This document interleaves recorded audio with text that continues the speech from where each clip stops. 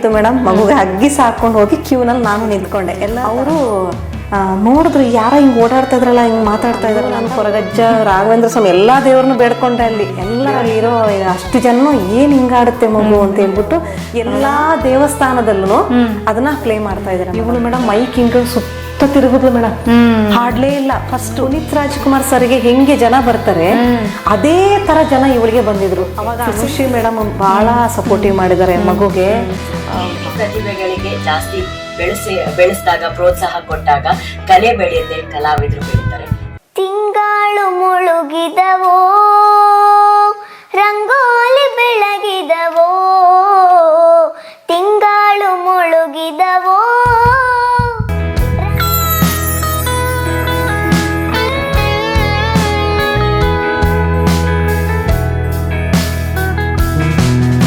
Madam, ಇವಾಗ ನೀವು 2 years ಇಂದ ಹಾಡ್ತಾ ಇದ್ದಾಳೆ ಅಂತೆಲ್ಲ ಹೇಳಿದ್ರಿ.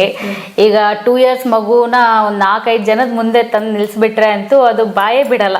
ಟ್ಯಾಲೆಂಟ್ ಇರುತ್ತೆ, ಆದ್ರೂ ಕೂಡ ತುಂಬಾ ನಾಚಿಕೆ ಪಟ್ಕೊಂಡು ಬಾಯ್ ಬಿಡಲ್ಲ. ಸೊ ಇವಳು ಹೇಗೆ ಕೋಪ್ ಅಪ್ ಮಾಡಿದ್ಲು? ಏನಾದ್ರೂ ಎಕ್ಸ್ಪೀರಿಯನ್ಸ್ ಇದೆಯಾ? ಸ್ಟೇಜ್ ಮೇಲೆ ಹಾಡ್ಬೇಕಾದಾಗ ಇವಳ್ದು ಏನಾದ್ರೂ ಒಂದು ಎಕ್ಸ್ಪೀರಿಯನ್ಸ್ ಇದ್ರೆ ಶೇರ್ ಮಾಡಿ. ಅಂದ್ರೆ ಫಸ್ಟ್ ಮೇಡಮ್ ಸರಿಗಮಪದಲ್ಲಿ ಹಾಡ್ಬೇಕಂದ್ರೆ ಆಕ್ಚುಲಿ ನಾವು ಮೆಗಾ ಆಡಿಷನ್ ಹೋಗೋ ತನಕ ಒಂದು 5 ಸಲ 6 ಸಲ ಕರೀತಾರೆ ನಮಗೆ ಆಡಿಷನ್ಗೆ.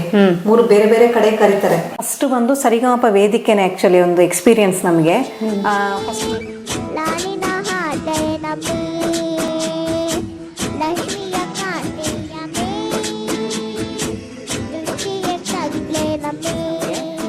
ಫಸ್ಟ್ ಮೆಗಾ ಆಡಿಷನ್ ಹೋಗೋ ತನಕ ಒಂದು 6 ಸಲ ಕರೀತಾರೆ ನಮಗೆ. ಪ್ರತಿಯೊಂದು ಬೇರೆ ಬೇರೆ ಲೊಕೇಶನ್ ಕರೀತಾರೆ ಹೆಂಗ ಹಾಡ್ತಾರೆ ಅಂತ. 1-2 ಸಲ ಮಾತ್ರ ಮೇಡಮ್ ತುಂಬಾ ಜ್ವರ ಬಂದಿತ್ತು ಮಗುಗೆ. ಅದು ಮೆಗಾ ಆಡಿಷನ್ ಅಂದ್ರೆ ಮೆಗಾ ಆಡಿಷನ್ ಮುಂಚೆ ನಾನು ಆಡಿಷನ್ಗೆ ಹೋಗಿದ್ ಕತೆ ಹೇಳ್ತೀನಿ. ಮಗುಗೆ ಜಸ್ಟ್ 3 years ರಾಜಾಜಿನಗರದಲ್ಲಿ ಆಡಿಷನ್ ನಡೀತಾ ಇತ್ತು.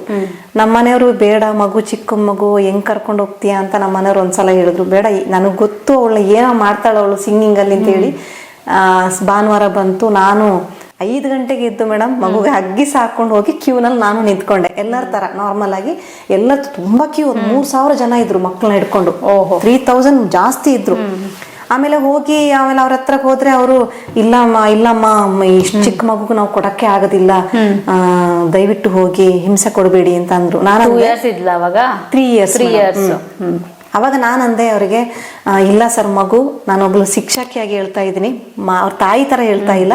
ಮಗು 5 ವರ್ಷ ದಾಟಿ ಹಾಡುತ್ತೆ ಸರ್, ಮಗುಗೆ ಜಸ್ಟ್ 3 years ಅಷ್ಟೇ, ದಯವಿಟ್ಟು ತಗೊಳ್ಳಿ, ನಿಮಗೆ ಕೈ ಮುಗಿತೀನಿ ನಾನು ಅಂತ ಅವ್ರಿಗೆ ಕೈ ಮುಗ್ದೆ. ಅದಾದ್ಮೇಲೆ ಅಲ್ಲಿ ಅಭಿಷೇಕ್ ಅಂತ ಇದ್ರು. ಅವರು ನೋಡಿದ್ರು ಯಾರ ಹಿಂಗ್ ಓಡಾಡ್ತಾ ಇದ್ರಲ್ಲ, ಹಿಂಗ್ ಮಾತಾಡ್ತಾ ಇದಾರಲ್ಲ ಅಂತ ಅವ್ರು ಓಡ್ ಬಂದ್ರು. ಏನಮ್ಮ ಅಂತ ಅಂದ್ರು.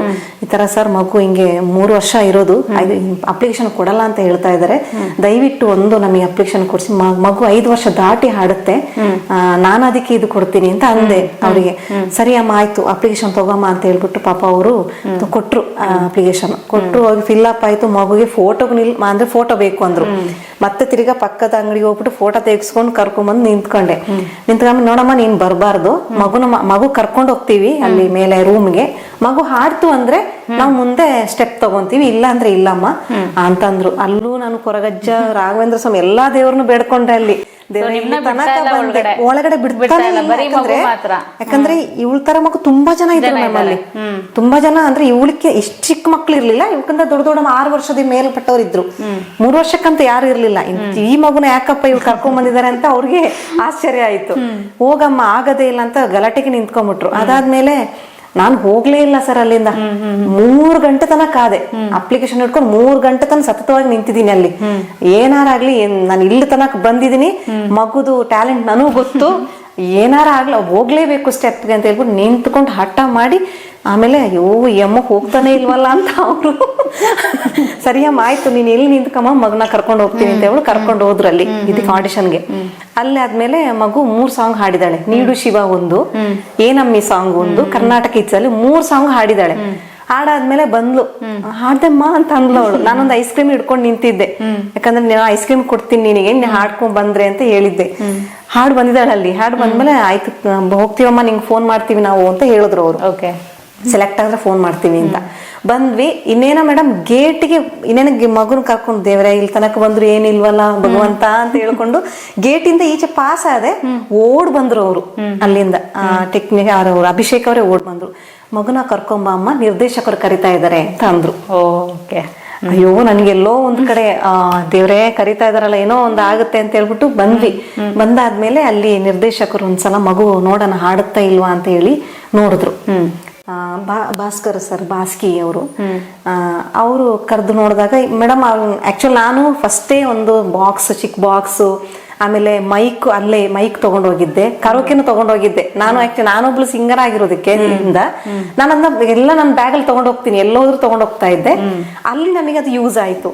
ಹಾಡ್ತಾಳೆ ನಮ್ಮ ಅಂತ ಕೇಳಿದ್ರು. ಹಾಡ್ತಾಳೆ ಸರ್ ಅಂತ ಅಂದೆ.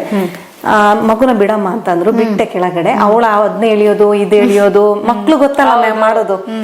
ಆಮೇಲೆ ಏನಮ್ಮ ಇದು ಹಾಡುತ್ತಾ ಆಟ ಆಡ್ತದ ಮಗು ಅಂತಂದ್ರು. ಇಲ್ಲ ಸರ್ ಹಾಡ್ತಾಳೆ ಅಂತಂದೆ. ನಾನು ಮ್ಯೂಸಿಕ್ ಸ್ಟಾರ್ಟ್ ಮಾಡಿದೆ. ನಂಗೆ ಗೊತ್ತಿತ್ತು ಮ್ಯೂಸಿಕ್ ಸ್ಟಾರ್ಟ್ ಮಾಡಿದ ತಕ್ಷಣ ಮೈಕ್ ಇಟ್ಕೊಂತಾಳೆ ಮಗು ಅಂತ ಹೇಳಿ ಗೊತ್ತಿತ್ತು. ಆಮೇಲೆ ಆ ಮ್ಯೂಸಿಕ್ ನಾನು ಸ್ಟಾರ್ಟ್ ಮಾಡಿದೆ. ಬಂದ್ಲು ಮೇಡಮ್, ಅಲ್ಲಿನ ಆಟ ಆಡ್ತಾ ಇದ್ದಂಗೆ ಬಂದು ಮೈಕ್ ಇಟ್ಕೊಂಡ್ಲು. ಕರ್ನಾಟಕ ಇತಿಹಾಸದಲ್ಲಿ ಹಾಡಿದ್ಲು. ಅವ್ರ ಮುಂದೆನೆ ಹಾಡಿದ ತಕ್ಷಣ ಅವರೇ ಆಶ್ಚರ್ಯ ಬಿದ್ರು. ಎಲ್ಲರಲ್ಲಿರೋ ಅಷ್ಟು ಜನ ಏನ್ ಹಿಂಗಾಡುತ್ತೆ ಮಗು ಅಂತ ಹೇಳ್ಬಿಟ್ಟು, ನೋಡಮ್ಮ 10 ಸಾಂಗ್ ಕೊಡ್ತೀವಿ, ಮಗು ಪ್ರಾಕ್ಟೀಸ್ ಆದ್ರೆ ಕರ್ಕೊಂಡ್ ಬನ್ನಿ ಅಂತ ಹೇಳಿದ್ರು. ಇದೊಂದೇ ಆಡಿಷನ್ ಅಲ್ಲ, ಇನ್ನೊಂದು 6 ಆಡಿಷನ್ ಇದೆ, ಅದ್ರಲ್ಲಿ ಮಗು ಸೆಲೆಕ್ಟ್ ಆದ್ರೆ ಮಾತ್ರ ತಗೊಂತೀವಮ್ಮ ಅಂತ ಅಂದ್ರು. ಮತ್ತೆ ಅಲ್ಲಿಂದ ನಾನು ಎಲ್ಲದಕ್ಕೂ ಅವ್ರು ಕೊಟ್ಟಿರೋ ಸಾಂಗ್ ನೆಲ್ಲ ಪ್ರಾಕ್ಟೀಸ್ ಮಾಡ್ಕೊಂಡು ಕರ್ಕೊಂಡು ಹೋದೆ. ವಿದಿನ್ 15 days ಅಷ್ಟೇ, ಜಾಸ್ತಿ ದಿನ ನಮಗೆ ಕೊಟ್ಟಿಲ್ಲ. ಆದ್ರೆ ಇಲ್ಲಾಂದ್ರೆ ಬೇರೆ ಮಕ್ಳನ್ನ ಹಾಕೊಳ್ಳೋಣ ಅಂತ ಇದ್ರು ಅವರು. ನಾನು ಅಷ್ಟರಲ್ಲೇ ಅವಳನ್ನ ಪ್ರಾಕ್ಟೀಸ್ ಮಾಡಿ ಮನೆಯಲ್ಲಿ ಟಿವಿಗೆ ಹಾಕೋದು. ಮಗು ಏನೇ ಆಕ್ಟಿವಿಟಿ ಮಾಡ್ತಾ ಇದ್ರು ಕಿವಿಗೆ ಹೋಗ್ಲಿ ಅಂತ ಹೇಳ್ಬಿಟ್ಟು ಮಲಗೋ ತನಕನು ಹಾಕ್ತಾನೆ ಇದೆ ಸಾಂಗ್ಸ್ ನ. ಸರಿ 15 days ಅಲ್ಲಿ ಕಲ್ತ್ಕೊಂಡ್ಬಿಟ್ಲು. ಫಸ್ಟ್ ಸಾಂಗ್ ಮತ್ತೆ ತಿರ್ಗಾ ಅಭಯನಾಡು ಸ್ಟುಡಿಯೋ ಕರೆದ್ರು. ಮಗು ಹಾಡುತ್ತಮ್ಮ ಕರ್ಕೊಂಡ್ ಬನ್ನಿ ಅಂತ, ಇನ್ನೊಂದ್ಸಲ ನೋಡ್ಬೇಕು ನಾವು ಅಂತ. ಅಲ್ಲಿ ತಿಂಗಾಳು ಮುಳುಗಿದವು, ಈಗ ಹಾಡಿದಾಳೆ ನೋಡಿ, ತುಂಬಾ ವೈರಲ್ ಆಗ್ತಾ ಇದೆ ಇದು, ತಿಂಗಾಳು ಮುಳುಗಿದವು. ಅದನ್ನ ಹಾಡ್ಸೋದು ಫೋಕ್ ಸಾಂಗ್ ದೇವಿದು. ಹಾಡಿದ್ಲು. ಅಲ್ಲಿ ಅವರು ಸೆಲೆಕ್ಟ್ ಮಾಡ್ಕೊಂಡ್ರು, ಮಗು ಹಾಡ್ಲೇಬೇಕು ಮೆಗಾ ಆಡಿಷನ್ಗೆ ಅಂತ ಹೇಳಿ. ಅಂದ್ರೆ 3 ವರ್ಷದಲ್ಲೇ ತಿಂಗಳು ಮುಳುಗಿದ. ಹೌದು ಮೇಡಮ್, ಆ 3 ವರ್ಷಕ್ಕೆ ಹಾಡಿದ್ದವಳು. ಅದನ್ನ ಮೊನ್ನೆ ಮತ್ತೆ ವಿಠಲ ಚಾನಲ್, VMT ಚಾನಲ್ ಹಾಡಿದ.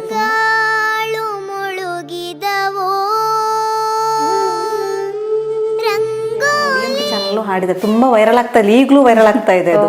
ಎಲ್ಲಾ ದೇವಸ್ಥಾನದಲ್ಲೂ ಅದನ್ನ ಪ್ಲೇ ಮಾಡ್ತಾ ಇದ್ರೆ ಮೇಡಮ್. ಪ್ರತಿ ದೇವಸ್ಥಾನದಲ್ಲೂ ಕಳಿಸ್ತಾ ಇದಾರೆ. ಇವಳು ವಾಯ್ಸ್ನೇ ಹಾಕ್ತಾ ಇದಾರೆ. ಎಲ್ಲೆಲ್ಲಿ ದೇವಿ ದೇವಸ್ಥಾನ ಇದೆ ಅಲ್ಲಿದ್ದೆಲ್ಲ ನನಗ್ ಕಳಿಸ್ತಾ ಇದಾರೆ. ಆಷಾಢ ಪ್ರತಿ ಇವಳು ವಾಯ್ಸೇ ಇದೆ, ಪ್ರತಿ ನನಗ್ ಕಳಿಸ್ತಾ ಇದಾರೆ. ಹಾಕಿದೀವಿ ಆಮೇಲೆ ಇನ್ಸ್ಟಾದಲ್ಲಿ ಹಾಕ್ತಾ ಇದಾರೆ, ಫೇಸ್ಬುಕ್ ಅಲ್ಲಿ ಹಾಕ್ತಾ ಇದಾರೆ. ಅದ್ ನೋಡಿ ತುಂಬಾ ಖುಷಿ ಆಗುತ್ತೆ ನಮಗೆ, ರೀಚ್ ಆಗ್ತಾ ಇದೆಯಲ್ಲ ಅಂತ. ಅದಾದ್ಮೇಲೆ ಮೆಗಾ ಆಡಿಷನ್ಗೆ ಕರೆದ್ರು. ಮೆಗಾ ಆಡಿಷನ್ಗೆ ಹೋದ್ವಿ. ನಾನು ನಮ್ಮ ಮನೆಯವರು ಅದೊಂದ್ ಕಡೆ ನಿಲ್ಲಿಸ್ತಾರೆ. ಆಮೇಲೆ ಇವಳನ್ನ ಸ್ಟೇಜಿಗೆ ಕರ್ಕೊಂಡು ಹೋದ್ರು ಸರ್. ನಿಲ್ಸಿದ್ರು. ಆ ಮೈಕು ಇವಳಕ್ಕಿಂತ ಭಾರ ಇದೆ, ಇವಳಕ್ಕಿಂತ ಉದ್ದ ಇದೆ, ಆಯ್ತಾ. ಹಿಂಗ್ ಹಿಡ್ಕೊಂಡ್ರೆ ಹಿಂಗ್ ಬಂದ್ಬಿಡುತ್ತೆ. ಎಲ್ಲ ಲೈಟ್ಸ್ ಆಫ್ ಆಗಿತ್ತು, ಮತ್ತ ತಕ್ಷಣ ಆನ್ ಆಯ್ತು. ಜಡ್ಜಸ್ ಎಲ್ಲ ಬ್ಲೈಂಡ್ ಫೋಲ್ಡ್ ಅಲ್ಲಿ ಕೂತಿರ್ತಾರೆ. ಇವಳು ಮೇಡಮ್ ಮೈಕ್ ಹಿಂಗ್ ಸುತ್ತ ತಿರುಗಿದ್ಲು ಮೇಡಮ್. ಹಾಡ್ಲೇ ಇಲ್ಲ. ಫಸ್ಟ್ ಮ್ಯೂಸಿಕ್ ಸ್ಟಾರ್ಟ್ ಆಯ್ತು, ಹಾಡ್ಲೇ ಇಲ್ಲ. ದೇವ್ರಿಗೆ ಮಗು ಹಾಡೋದಿಲ್ವೇನ ಅನ್ಕೊಂಡು ಎಲ್ಲಿ ಅವ್ರ ತಾಯಿ ಬನ್ನಿ ಬನ್ನಿ ಅಂತ ಕೂಗಿದ್ರು. ಹೋದಾದ್ಮೇಲೆ ಚಿನ್ನು ಹಾಡು ಬಂಗ್ನೆ, ಯಾರು ಏನ್ ಮಾಡಲ್ಲ, ಹಾಡು, ನಿನಗೆ ನಾನು ಐಸ್ ಕ್ರೀಮ್ ಕೊಡ್ತೀನಿ ಕಂದ ಅಂತ ಹೇಳ್ದೆ. ಹೇಳ್ಬಿಟ್ಟು ಬಂದು ನಿಂತ್ಕೊಂಡ್ವಿ. ಸುತ್ತು ನೋಡಿದ್ಲು ಒಂದ್ಸಲ. ಆಮೇಲೆ ಮ್ಯೂಸಿಕ್ ಸ್ಟಾರ್ಟ್ ಆದ ತಕ್ಷಣ ಹಾಡ್ಬಿಟ್ಲು. ತಿಂಗಳು ಮುಳಿದ ಫಸ್ಟ್ ಸಾಂಗ್ಗೆ ಅದು ಹಾಡಿದ್ madam. First experience, first stage ಅದು. ಆಕ್ಚುಲಿ ಫಸ್ಟ್ ಸ್ಟೇಜ್ ಅಂದ್ರೆ ಒಂದು ಸರಿಗಮಪ ಮ್ಯೂಸಿಕ್ ಸ್ಟೇಜ್ ಅಂದ್ರೆ ಅದೇ ಹೌದು. ಅಲ್ಲಾದ್ರೆ ಮಜಾ ಟಾಕೀಸ್ ಅಲ್ಲ ಅಂದ್ರೆ ಸೃಜನ್ ಸರ್ ಎತ್ಕೊಂಡಿದ್ರು ಅವಳನ್ನ, ಎತ್ಕೊಂಡು ಹಾಡಿರೋದು. ಇದಂದ್ರೆ ಇವಳು ಫಸ್ಟ್ ಎಕ್ಸ್ಪೀರಿಯನ್ಸ್ ಸರಿಗಮಪನ ಮೇಡಮ್. ಸ್ವಲ್ಪ ಅದಾದ್ಮೇಲೆ ಸ್ಟೇಜ್ ಫಿಯರೇ ಇಲ್ಲ. ಸ್ಟೇಜ್ ಫಿಯರೇ ಇಲ್ಲ ಮೇಡಮ್. ಸ್ಟೇಜ್ ಫಿಯರ್ ಇಲ್ಲ. ನನಗೆ ಒಂದ್ ಕಡೆ ಭಯ ಆಗುತ್ತೆ, ಆ ಕ್ರೌಡು ನೋಡಿದಾಗ ಇವಳಿನ ಹಾಡ್ತಾಳ ಅಂತ ನನಗೆ ಭಯ ಆಗ್ತಾ ಇತ್ತು. ಎಲ್ಲೂ ಭಯ ಇಲ್ಲ ಮೇಡಮ್. ಚಿತ್ರದುರ್ಗ ಮಠಕ್ಕೆ ಕರೆದಿದ್ರು, ಮುರುಘಾ ಮಠಕ್ಕೆ ಕರೆದಿದ್ರು. ಸರಿಗಮಪ ಆದ್ಮೇಲೆ ಅವಳಿಗ 4 yearsಗೆ ಕರೆದಿದ್ರು.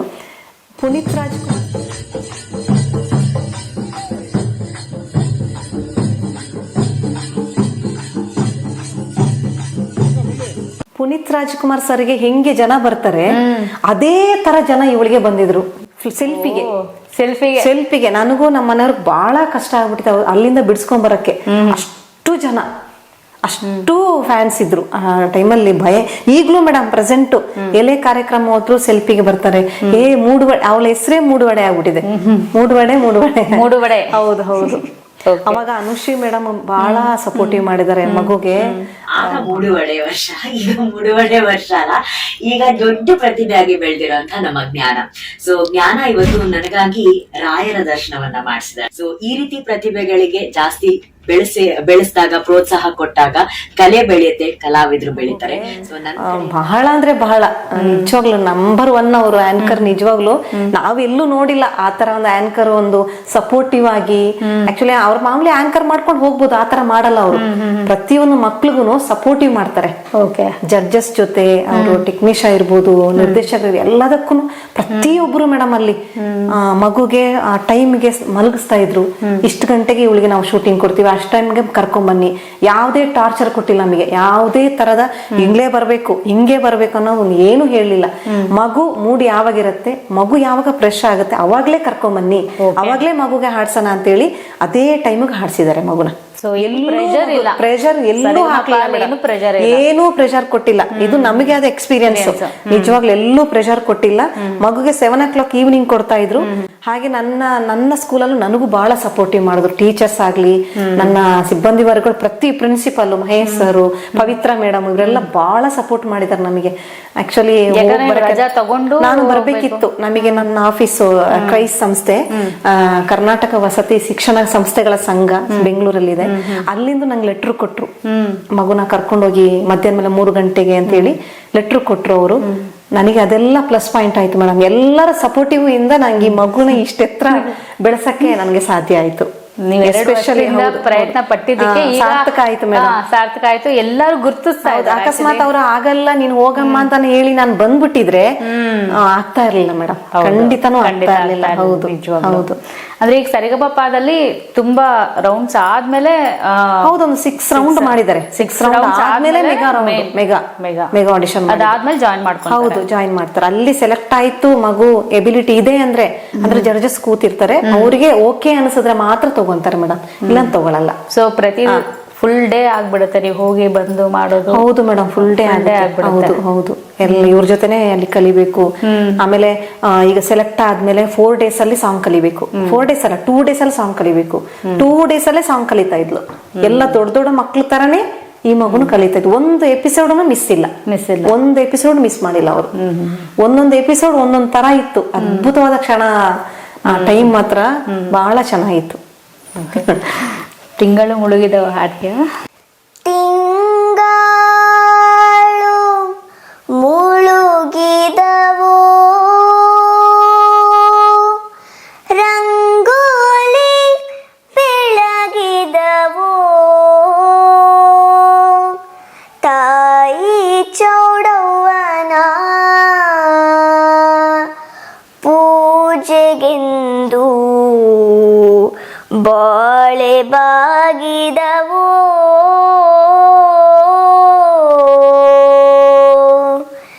ತಿಂಗಳು ಮುಳುಗಿದವೋ ರಂಗೋಲಿ ಬೆಳಗಿದವೋ ತಿಂಗಳು ಮುಳುಗಿದವೋ ರಂಗೋಲಿ ಬೆಳಗಿದವೋ ತಾಯಿ ಚೌಡವ್ವನ ಪೂಜೆಗೆಂದು ಬಾಳೆ ಬಾಗಿದವೋ ನಮ್ಮ ತಾಯಿ ಚೌಡವ್ವನ ಪೂಜೆಗೆಂದು ಬಾಳೆ ಬಾಗಿದವೋ ತಿಂಗಳು ಮುಳುಗಿದ್ದವೋ ರಂಗೋಲಿ ಬೆಳಗಿದವೋ ತಿಂಗಳು ಮುಳುಗಿದ್ದವೋ ರಂಗೋಲಿ ಬೆಳಗಿದವೋ ತಾಯಿ ಚೌಡವ್ವನ ಪೂಜೆಗೆಂದು ಬಾಳೆ ಬಾಗಿದವೋ ನಮ್ಮ ತಾಯಿ ಚೌಡವ್ವನ ಪೂಜೆಗೆಂದು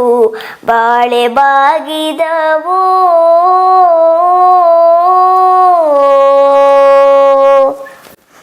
ಸೂಪರ್ ಸೂಪರ್ ಆಗಿ ಹಾಡಿದ್ಯಾ. ಹಾಗೆ ಮೇಡಮ್ ಇನ್ನೊಂದು ಹೇಳಬೇಕು ನಾನು. ಆ್ಯಕ್ಚುಲಿ ಹೂಡಿ ಚಿನ್ನಿ ಅಂತ ಹೇಳಿ ಭಾರತೀಯ ಸೇವಾ ಸಂಸ್ಥಾಪಕರವರು ಮಗುಗೆ ಮೇಡಮ್ ಆ್ಯಕ್ಚುಲಿ ಅವರಿಗೆ ಸರಿಗಮಪದಲ್ಲಿ ಹಾಡ್ತಾ ಇದ್ದಾಗಲೇ ಅವ್ರ ಪರಿಚಯ ಆಯಿತು.